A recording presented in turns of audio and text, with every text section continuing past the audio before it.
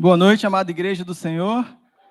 Boa noite, você que nos assiste pela internet. Estamos dando mais um prosseguimento ao culto da Jucade, com uma temática gloriosa, Tiago, Epístola de Tiago, e hoje nós iremos falar, como está aí no telão, como está aí para você ver, Tiago, capítulo 2, o ministro Lucas André, pregou semana passada sobre Tiago, capítulo 1, e foi tremendo a visão que ele trouxe, e falando particularmente de mim, né, achei muito interessante essa temática da Jucade, porque poucas vezes eu preguei dessa forma de pegar um capítulo, esquadrinhar e debruçar em cima do capítulo. Geralmente a gente pega um tema e a gente vai colocando o sentimento e vários versículos de acordo com o sentimento que Deus coloca no nosso coração, mas Deus falou muito comigo acerca deste capítulo, Deus falou muito comigo através da vida do Lucas André, e eu tive uma experiência maravilhosa com Deus e também quero compartilhar com a amada igreja aquilo que Deus colocou ao meu coração. Vamos estudar um pouco a Epístola de Tiago, que é maravilhoso. Quantos estão felizes essa noite? Diga amém. Amém. Glória a Deus. A palavra de Deus diz que a graça do Senhor é melhor que a vida, que mais vale um dia na presença do Senhor do que 1000 anos fora dela. E a verdade é que se nós não tivéssemos Deus, se a nossa alegria estiver apenas aqui nessa terra, se a nossa alegria estiver aqui, apenas aqui neste mundo momentâneo, passageiro, a palavra diz que nós somos os mais infelizes de todos os homens. Mas louvado seja Deus pela presença e pela maravilhosa obra de salvação de Cristo Jesus em nossas vidas. Amém? Amém. Então vamos começar aqui com o meu pastor Afrânio, para ele nos introduzir em oração. Daqui a pouco a gente vai começar a leitura. Peço que o meu pastor possa ler. Oh, não, perdão, pastor, já comecei confuso. Só orar. Glória a Deus. Te bendizemos, Pai Santo, eterno Deus, glorificamos o Senhor que nos concedeu a honra, o privilégio de aqui estarmos reunidos, congregados, e já desenvolvida a oração dos 5 minutos.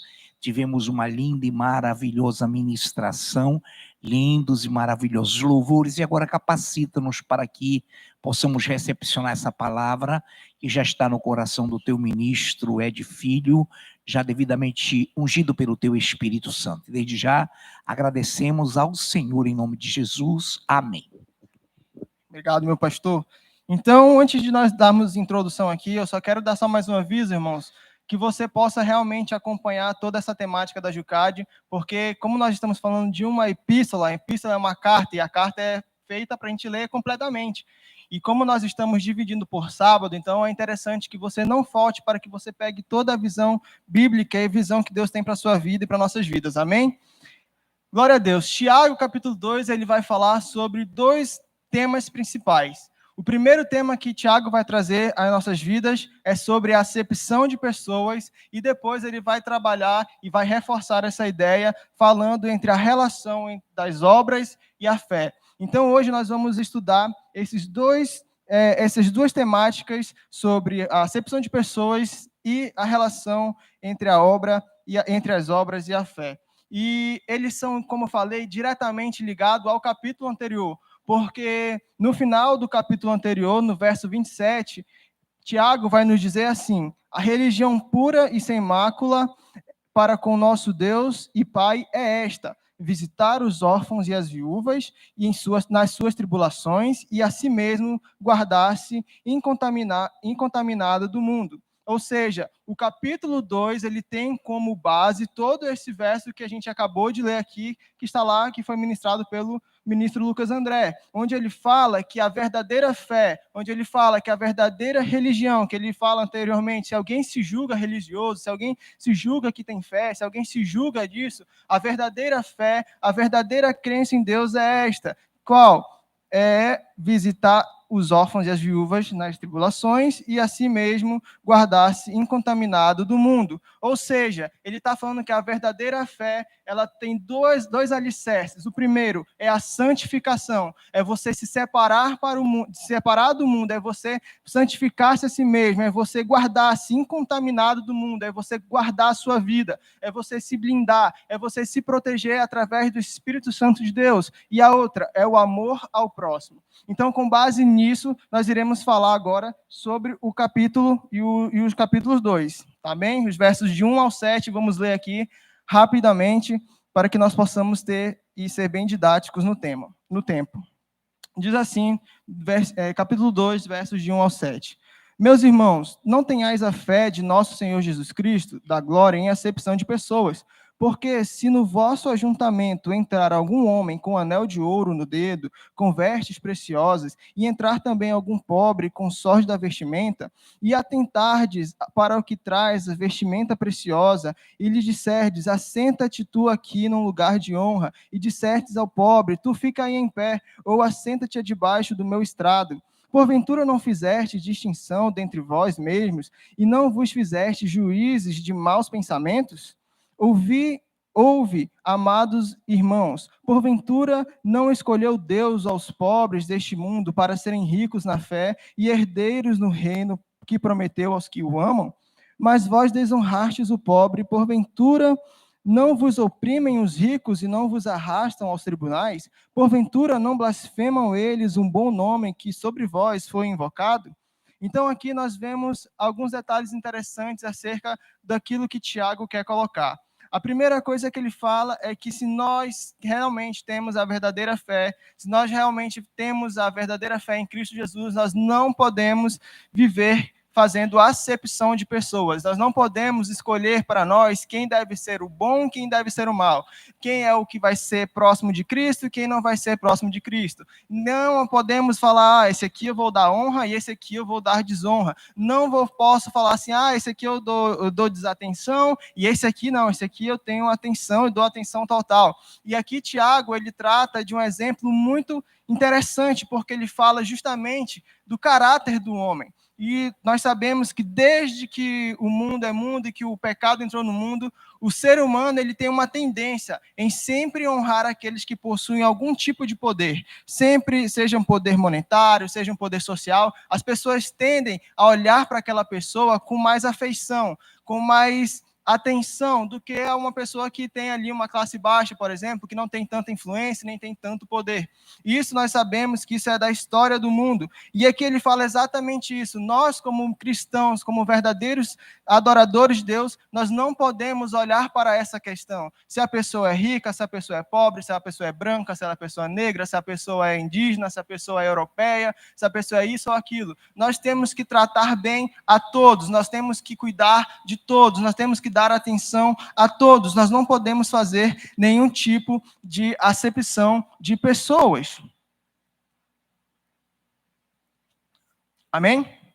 E aí, ele fala sobre essa questão de nós não termos essa acepção de pessoas. E aí, trazendo para nossas vidas, nós podemos saber que hoje, muitas vezes, nas igrejas, não estou falando daqui, estou falando de por aí afora, as pessoas elas tendem a tratar com diferença as pessoas. As pessoas tendem a tratar com diferença alguém que é mais cheio da grana, alguém que não tem muita grana, alguém que é isso, que é aquilo. As pessoas hoje, elas tendem a julgar as pessoas pelo cabelo, pela vestimenta, por aquilo outro, por diversos motivos, ou simplesmente a pessoa tem aqueles que muitos falam, né?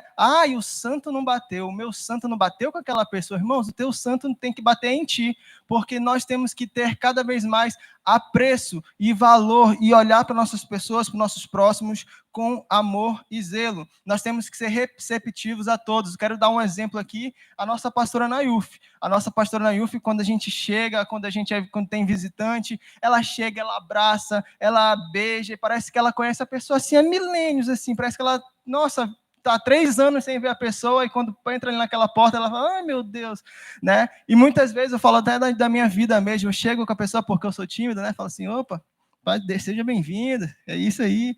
Mas a pastora não, ela é justamente isso, ela não tem essa acepção de falar, esse aqui, ele é melhor, nossa, porque o dízimo agora vai ser uma bênção. Não, ela não tem essa questão, ela trata bem a todos, independentemente de quem seja, e isso é muito bom. Quantos podemos falar aqui, até nas nossas vidas mesmo, na nossa igreja mesmo, que é uma igreja acolhedora, uma igreja família, e todos, quando entram por aquela porta, elas têm praticamente o mesmo testemunho. Nossa, eu amei este lugar porque eu me senti acolhido, porque eu me senti parte, eu me senti presente, porque é algo diferente. Por quê? Porque o amor de Deus está aqui neste lugar, e nós não fazemos acepção de pessoas. Eu fico imaginando Jesus, vários tipos de pessoas que Jesus se deparou, vários tipos de pessoas que Jesus teve contato, pessoas com grande influência, assim como pessoas que eram endemoniados. Jesus, ele tratava bem a todos. É claro que aqueles que mereciam dar um ralho, ele dava um ralho, mas por quê? Porque ele amava aquelas vidas, mas ele não fazia acepção de pessoas. Ele não tinha esse negócio de, esse aqui é meu brother e esse aqui não é.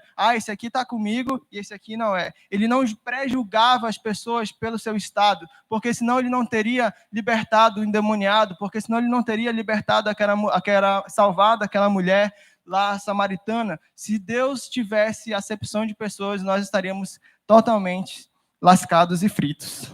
Amém, igreja? E aí ele vai falar algo interessante aqui nos versos 6 e 7. Ele dá um exemplo, ele fala assim: não são esses, por acaso, que leva vocês e os arrastam para os tribunais? Não são esses que lhes oprimem? Não são os ricos que oprimem vocês? Por que vocês dão tanta atenção e honra para eles e esquecem daquele que está do seu lado, e esquecem daqueles que estão do seu lado? Irmãos, muitas vezes nós damos a atenção, nós damos a honra àquelas pessoas que nos oprimem, àquelas pessoas que nos maltratam, aquelas pessoas que nos desonram, e nós não honramos aquelas pessoas que estão do nosso lado, nós não honramos aquelas pessoas que estão aqui na igreja, nós não honramos as pessoas, os nossos irmãos, nós preferimos honrar pessoas de fora, pessoas que nos maltratam, pessoas que não estão nem aí para o que nós sentimos, e esquecemos de honrar aqueles que estão aqui no nosso convívio, no dia a dia, todos os dias. E Tiago estava falando exatamente isso, querendo trazer essa reflexão para a igreja. Quem que vocês estão dando honra? Quem que vocês estão olhando com apreço? Quem que vocês estão trazendo afeição? Será que a sua afeição está apenas às pessoas que estão te maltratando, que estão fazendo mal a você? Ou será que você, de fato, está reverenciando e apreciando aqueles que, de fato, merecem a sua atenção? Que merecem ser honrados por você, honrados por nós? Eu fico imaginando Jesus, irmãos, aqueles que deveriam reverenciar a Jesus, aqueles que deveriam estar com ele e apoiá-lo até o fim, foram os primeiros a querer matar a Jesus, mas aqueles pobres que nós poderíamos falar, isso não tem jeito, são esses que foram até o fim com Jesus. São aqueles que, olhando humanamente falando, são os esquecidos, são aqueles que estão no canto da sociedade, são aqueles que são mais merecedores. Esses foram com Cristo Jesus até o final. Por isso que Jesus não faz acepção de pessoas, ele honra a todos. Amém? Outro ponto que ele fala aqui dos versos 8 a 11, peço que o Lucas André possa ler rapidamente. Versos 8 a 11. Se vós, contudo, observais a lei, regei a escritura, amarás o teu próximo como a ti mesmo, fazeis o bem. Se todavia fazeis acepção de pessoas, cometeis pecado, seguindo argidos pela lei como transgressores, pois qualquer que guarda toda a lei, mas tropeça em só um ponto, se torna culpado de todos. Portanto, aquele que disse, não adulterarás, também ordenou, não matarás. Ora, se não adulteras, porém matas, venha a ser transgressor da lei. Amém, glória a Deus. Então aqui nós temos um outro complemento daquilo que Tiago estava falando. Ele fala que nós não podemos fazer acepção de pessoas e ele dá o motivo pelo qual porque nós não podemos fazer essa acepção de pessoas. E o grande motivo é, nós temos um mandamento. Nós, cristãos, nós andamos com o mandamento que nosso Deus, Cristo Jesus, fez para nossas vidas. E quais são esses mandamentos? O primeiro é amarás o teu Deus acima de todas as coisas, e o segundo é amar ao teu próximo como a ti mesmo. E Jesus vai falar que dessas leis, desses mandamentos, dependem toda a lei e os profetas. O que isso quer dizer? Quer dizer que se eu tropeço nessas duas leis, todas as outras leis já estou réu, já estou culpado diante de todas as outras. Por quê? Porque elas estão ligeiramente interligadas às outras. Então, se eu amo o meu próximo, eu não vou matar. Se eu amo o meu próximo, eu não vou tomar a mulher dele. Se eu amo o meu próximo, eu não vou fazer aquilo que está lá nos 10 mandamentos. Por quê? Porque está tudo interligado, irmãos. E como o Lucas André é advogado, ele sabe, né? Que já recebe aí, irmão. Como ele é e vai ser advogado, ele sabe que Às vezes a gente faz uma coisinha errada e o advogado consegue meter uns 30 processos em ti. Então é exatamente isso. Assim como da lei, se a gente tropeçar em uma, nós podemos pegar vários tipos de penalidades, assim também na palavra de Deus. Se nós queremos viver através da fé, se nós deixamos de cumprir esses 2 mandamentos, todo o resto será comprometido. E aqui ele estava falando, naquela época, havia muitas pessoas que gostavam de observar a lei, que gostavam de falar assim, nossa, eu cumpro a lei cabalmente, nossa, eu observo a lei, Senhor, e faço exatamente tudo que está nela, e não peco em nada, e não faço em nada. E Tiago está querendo trazer a reflexão para essas pessoas que, se você quer viver debaixo da lei, vivendo como a lei fala, então saiba que se você tropeçar em um ponto, você já está condenado, não tem mais escapatória. Por quê? Porque você foi um transgressor, porque você transgrediu a lei. E hoje não é diferente, irmãos. Hoje muitas vezes nós vemos as pessoas que querem porque querem falar para Deus assim, Deus, eu observo a tua lei, Deus, eu faço tudo que tua lei manda, eu faço, eu sou um bom filho, igual aquele filho aquele filho, irmão do filho pródigo, Senhor, estou todo o tempo aqui na tua casa, nunca te dei trabalho, fiz isso, fiz aquilo, e tu não fazes nada para mim. Mas a verdade é que se nós quisermos viver apenas sobre a lei,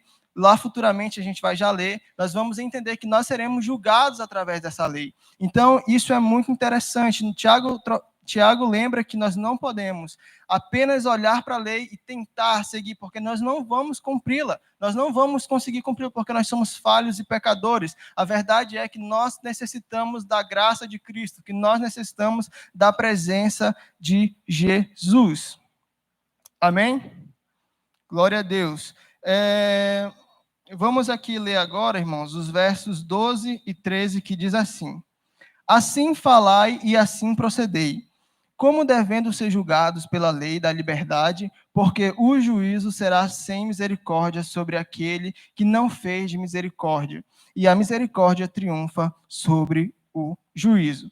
E aqui nós estamos entendendo que Tiago está falando assim, beleza, se você julga, se você trabalha, se você condena através da lei você vai ser condenado. Se você olha para alguém com um olhar de juízo, se você olha para alguém com um olhar de desprezo, com um olhar querendo acusar aquela pessoa de qualquer tipo de pecado e não ter compaixão por aquela pessoa, certamente assim acontecerá com você. Certamente, uma hora você há de prestar contas. Haverá um dia em que todos nós prestaremos contas, todos nós seremos julgados. E uma frase que a pastora pregou ontem, que foi muito interessante, que ela disse: Deus conhece o seu coração. E você não teme isso? Ou seja, Deus sabe o mais profundo do nosso coração, Deus sabe qual é a intenção do nosso coração, e nós deveríamos temer saber disso. E nós deveríamos ter cada vez mais zelo, porque assim, com a medida que nós fazemos as coisas, nós seremos julgados. Assim como a medida com que medimos, nós seremos medidos. Então nós temos que tomar muito cuidado na hora de julgar alguém, na hora de condenar a pessoa. Quando eu falo juízo aqui, irmãos, o Tiago está falando no juízo de condenar. Você olhar, nossa, aquele ali é um pecador demais. Nossa, é igual aquele publicano que entrou no templo e falou: Senhor, graças a Deus porque eu faço isso, e dou dízimo, isso ou aquilo, e este pecador, e este publicano, meu Deus, graças a Deus que eu não sou como ele. Nós não podemos ser assim. Nós não podemos trazer esse sentimento no nosso coração, porque haverá um dia que Deus julgará todas as coisas. E aquele que deu misericórdia será tratado com misericórdia. E aquele que viveu e trabalhou e viveu com a sua vida, sempre através do juízo, Deus terá juízo para a sua vida. E aí ele fala no verso 13, no finalzinho, algo muito maravilhoso que eu amei demais e que Deus falou muito comigo, que ele fala assim: a misericórdia triunfa sobre o juízo. Irmãos, isso me fez refletir. Sabe por que nós podemos estar aqui hoje ouvindo a palavra de Deus, tendo a certeza que Deus voltará, que nós somos salvos e que nós temos o Espírito Santo em nossas vidas? Porque Deus olhou para nós e teve misericórdia. Porque Deus olhou para mim e para você e teve misericórdia. Ele não agiu através do seu juízo, ele não jogou o seu juízo logo para nossas vidas, mas ele teve amor, ele teve a graça de Deus para com nossas vidas. E assim também nós, como nós que tivemos a graça de Cristo, não podemos ter uma graça e a misericórdia com outro irmão. Eu fico olhando Mateus 9, quando Jesus olha para aquela multidão, e a palavra de Deus diz que ele sente compaixão daquela multidão. Mas muitas vezes nós, até mesmo dentro da igreja, nós queremos cada vez mais encontrar culpados e querer cada vez mais condenar as pessoas como se nós fôssemos juízes. E aí Deus está falando aqui através da vida de Tiago: a misericórdia triunfa sobre o juízo. Assim como você, assim como nós obtivemos misericórdia do Senhor, nós também temos que ter misericórdia e compaixão para com o nosso irmão, para com o nosso próximo. Nós não podemos ter olhares altivos, olhares diferentes para com o nosso irmão, porque um dia nós iremos prestar contas com Deus. E isso toca muito ao meu coração, saber que nós temos essa misericórdia de Deus.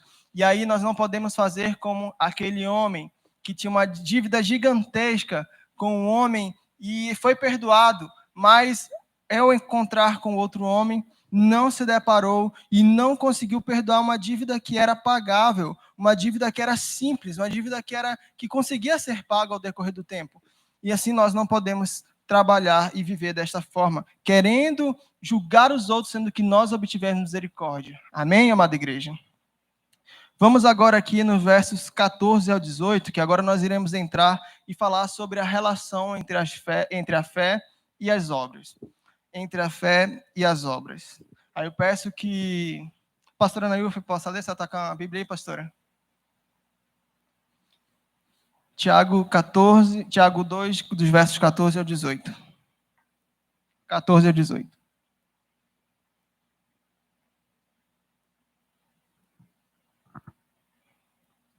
Amém. Meus irmãos, qual é o proveito se alguém disser que tem fé, mas não tiver obras? Pode acaso semelhante fé salvá-lo? Se um irmão ou uma irmã estiverem carecidos de roupa e necessitados do alimento cotidiano, e qualquer dentre vós lhes disser: ide em paz, aquecei-vos e fartai-vos, sem contudo lhes dar o necessário para o corpo, qual é o proveito disso? Assim também a fé, se não tiver obras, por si só está morta. Até o 18, é? Tá. Mas alguém dirá: tu tens fé e eu tenho obras. Mostra-me essa tua fé sem as obras, e eu com as obras te mostrarei a minha fé. Amém, glória a Deus. Aqui nós temos que prestar um pouco de atenção, porque muitos confundem e até distorcem esse versículo. Muitos confundem e usam de maneira maliciosa esse versículo e causa confusão no meio da igreja do Senhor.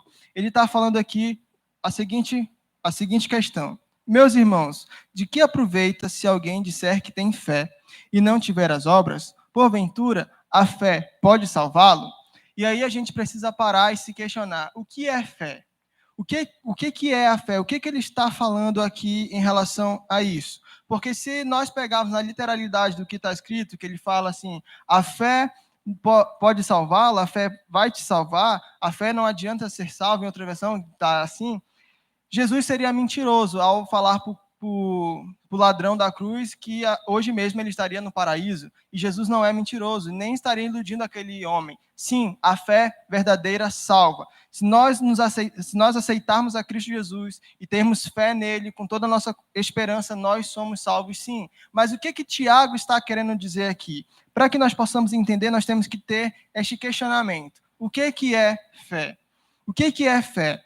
Ora, lá Paulo fala em Hebreus que fé é a certeza daquilo que esperamos e a prova das coisas que não vemos. E Tiago, no capítulo anterior, ele ressalta que a fé produz perseverança nas provações, ou seja, se nós fizermos o conceito aqui do que é fé realmente, fé não é somente a gente dizer que crê, não é somente a gente falar: eu acredito, eu acho que é assim mesmo, eu acredito que é isso. Mas fé é você não somente crer em algo, mas viver em função daquilo que você crê.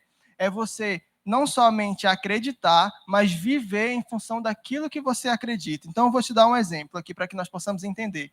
Nós sabemos e nós cremos que para que nós consigamos um emprego bacana, que nos remunere bem, nós precisamos estudar.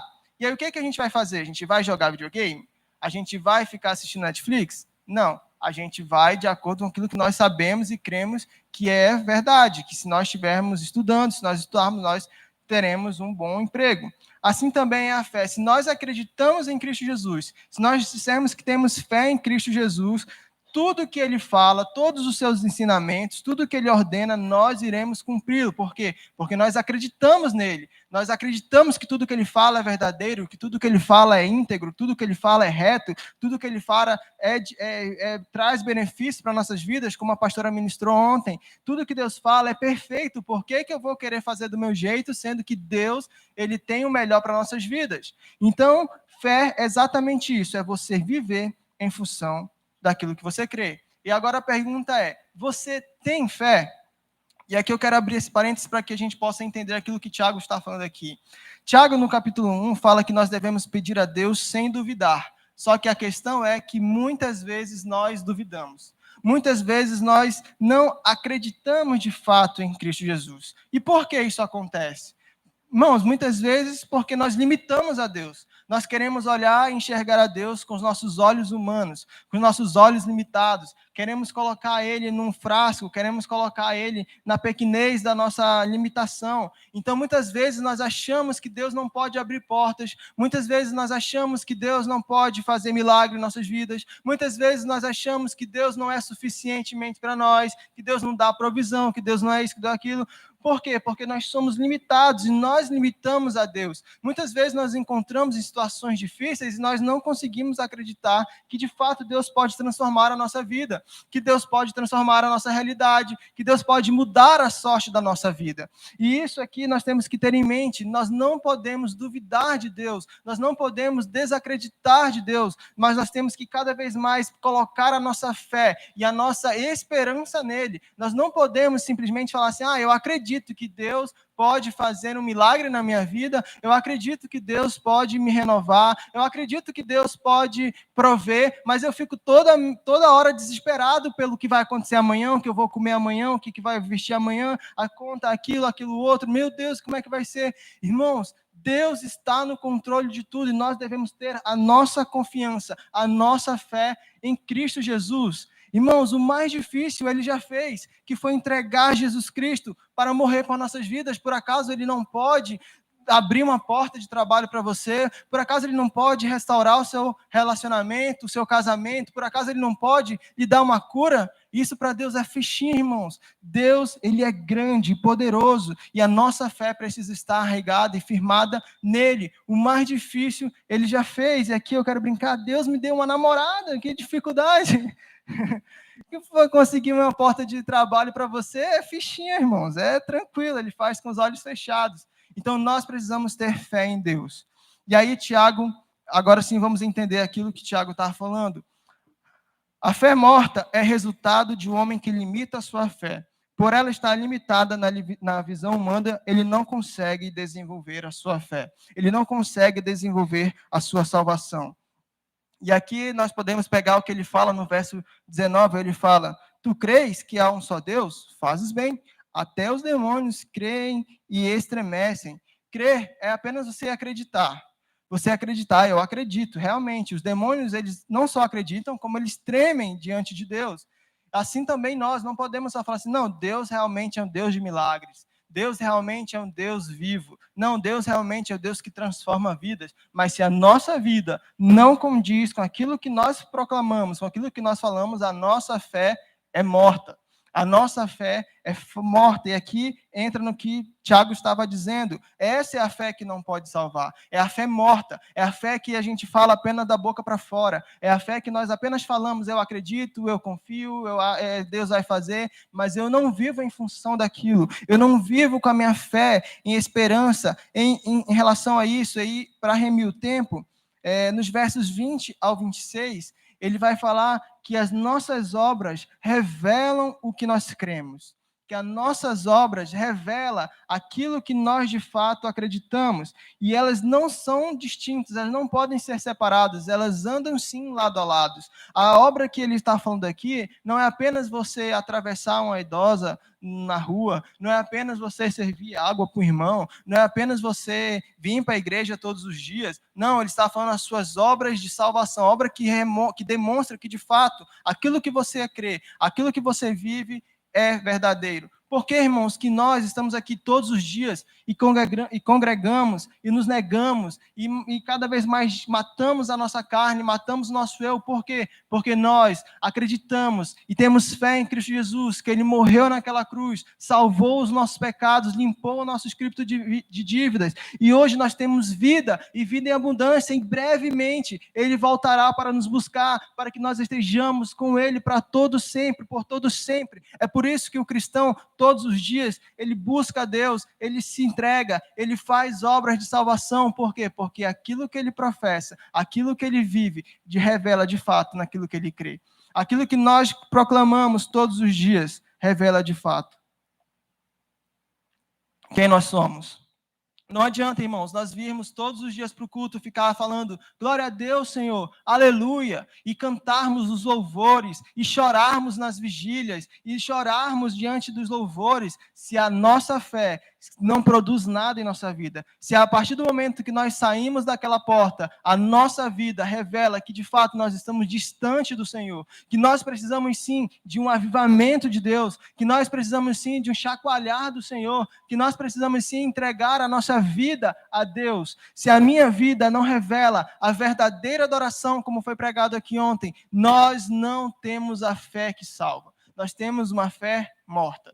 Se a nossa vida está baseada apenas no que falamos, nós não estamos tendo a fé que salva. E aqui ele vai dizer um exemplo maravilhoso sobre Abraão.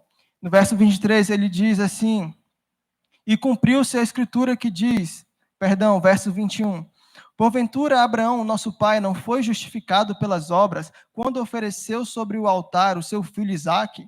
Bem, vês que a fé cooperou com as suas obras, e que pelas obras a fé foi aperfeiçoada, e cumpriu-se a escritura que diz, e creu Abraão em Deus, e isso foi imputado como justiça, e foi chamado amigo de Deus. Olha só o que ele está falando, porque Abraão creu em Cristo Jesus, na palavra do Senhor. Lá em Hebreus vai dizer que Abraão cria que Deus poderia ressuscitar o seu filho. E quando nós puxamos a história aqui de Isaque e de Abraão, é muito interessante como que Deus pede aquele sacrifício. Ele olha para Abraão e fala assim: Abraão, sabe aquele filho, o filho da promessa? Aquele filho que tu ama, aquele filho que eu te dei, aquele filho que tu ama mesmo, ele enfatiza bem. Aquele filho que é o teu único filho que tu ama, assim, sabe? Que foi o filho da promessa que eu te dei. Pega ele lá e sacrifica para mim.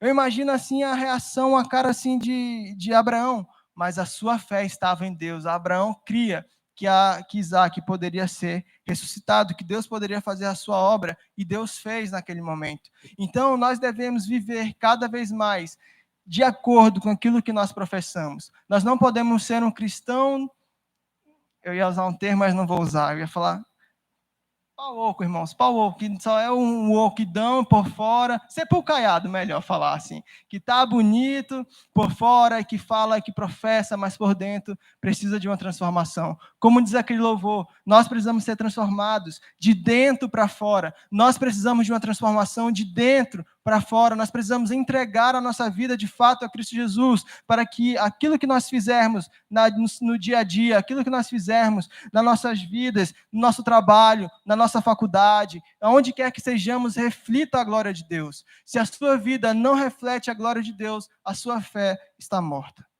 E isso é muito sério, porque logo no começo, lá em Tiago 1, ele fala do homem que engana a si mesmo, do homem que acha que ele é alguma coisa, que acha que ele está abalando, que acha que ele está bem com a vida, bem com Deus, mas a verdade é que ele está longe do Senhor. Assim como acontece, e como Deus escreve aquelas cartas às igrejas do Apocalipse, que achavam que elas estavam de bem, mas Deus tinha ais contra elas.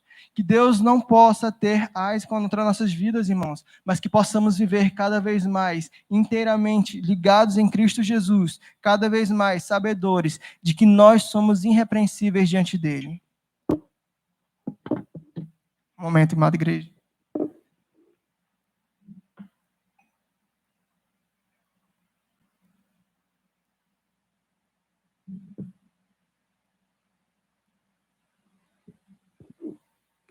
Irmãos, É impossível nós separarmos a fé das obras.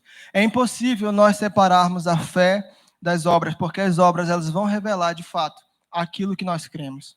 Se nós cremos em Deus, se nós somos avarentos, se nós amamos a nós mesmos mais do que tudo, se nós queremos apenas aparecer, as nossas obras irão revelar o que está no nosso coração. A palavra diz que não pode jorrar água doce e água amarga da mesma fonte. Então, isso é muito sério. Nós devemos parar. Se você não sabe como que está a sua vida com Deus, pare, olhe, pergunte de algum irmão, pergunte de alguém, irmão, como é que você está me vendo aí? Será que eu estou realmente enquadrado com aquilo que o Senhor quer? Será que realmente eu estou enquadrado com aquilo que Deus está? Será que eu estou refletindo a glória de Deus? Como é que a sua família te enxerga? Como é que você é visto no seu local de trabalho? Como é que você é visto na sua escola? Como é que você é visto na sociedade? Será que você de fato é diferente? Ou será que você é apenas alguém, um cristão nominal? Como muitos hoje que falam, eu sou cristão, eu acredito em Deus, mas estão completamente longe da presença de Deus. Amém? Então entenda, irmãos, é impossível nós fazermos essa separação. Eu quero reforçar aqui, claro, que se nós crermos em Cristo Jesus e tivermos fé e aceitarmos a Ele perto da nossa morte, é claro que nós seremos salvos, porque a palavra de Deus diz que o que salva é nós confessarmos a Deus como nosso Senhor e Salvador, acreditar que Ele é o Filho de Deus, isso sim nos salva. Mas se nós tivermos a oportunidade de mostrar essa fé, nós devemos ter cada vez mais obras de salvação. Nós devemos cada vez mais mostrar e impactar essa geração, impactar vidas, impactar quem está ao nosso redor. Porque caso contrário, a nossa fé morrerá. Se nós não tivermos frutos, se nós não tivermos cada vez mais frutos mesmo, nós estamos fadados ao fracasso. Nós estamos fadados a estar longe de Deus. Isso quer dizer que nós não estamos cada vez mais enraizados em Cristo, enxertados em Cristo, porque a palavra diz que todo aquele que está enxertado em Cristo Jesus, esse produz frutos. E se nós não produzimos frutos, se nós não produzimos nada, nós estamos longe de Deus. Nós estamos distante do Senhor e nossa fé é morta. Que em nome do Senhor Jesus a nossa fé seja uma fé viva. Que em nome do Senhor Jesus a nossa fé seja uma fé realmente que produza frutos e que impacte pessoas ao nosso redor, pessoas em nossos lares. Que nós sejamos cada vez mais o motivo de alguém olhar para nossas vidas e falar assim, cara, eu quero ser como ele, eu quero ter aquilo que ele tem, eu quero experimentar aquilo que este cristão experimentou, eu quero Jesus Cristo na minha vida. Que em nome do Senhor Jesus nós não sejamos como crentes que possuem uma fé morta, que apenas fala assim, eu faço isso, eu faço aquilo aqui, só voltando que eu acabei pulando essa parte, e ele fala algo aqui interessante, que ele fala assim, porventura, pode acontecer isso se algum irmão chegar com você e falar assim, nossa, eu estou precisando de uma ajuda, não tem nada o que comer lá em casa, e você apenas falar assim para ele, amém, irmãos? Amém, irmão? Eu vou orar por você. Não se preocupe, Deus vai fazer a provisão, Deus vai te dar a provisão, e você não podendo ajudar, não faz nada, sua fé é morta.